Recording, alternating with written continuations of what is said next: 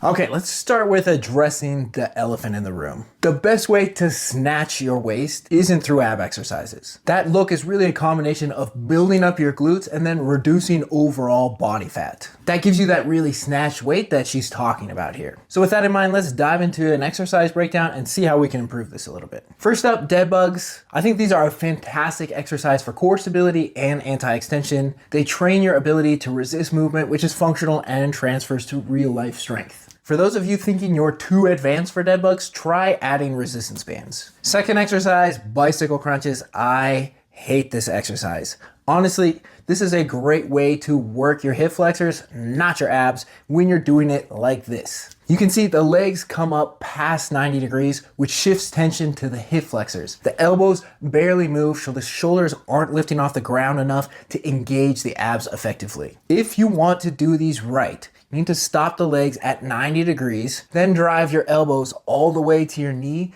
to get that solid contraction and rotation in your abs. I actually have a video that breaks down this exercise in detail if you want to actually do these right. Third exercise, it's okay. Frog crunches are similar to regular crunches, but they reduce the engagement of the hip flexors as that position externally rotates the hip and limits their ability to contribute to the movement, which does place more emphasis on your abs. Reverse planks, I'm kind of meh about them. This one doesn't do much for snatching your waist, but it can be useful for posterior chain engagement. The main muscles working here are the glutes, the hamstrings, the lower back, and the posterior delts. And then finally, we got planks. This is a solid choice, but let's make some tweaks to the form to make this even better. First, don't walk out your knees. A slight knee bend reduces excessive glute contraction, which pushes you into a posterior pelvic tilt or even hip extension, which defeats the entire purpose of a plank, which is an anti-extension exercise. Finally, retract your shoulder blades. You can see she's fully protracted here, and this isn't helping much. It limits lat and core engagement. So retract your shoulder blades to set yourself up for better posture and overall stability. Overall, it's a decent selection of exercise, but I think there's a lot of redundancy here. We've got lots of trunk flexion, which is the bicycle crunches and the frog crunches, and lots of anti-extension overlap. So we need to add in things like rotation, lateral flexion, or dynamic core work. Improving form and adding movement diversity would make this routine far more effective. That said,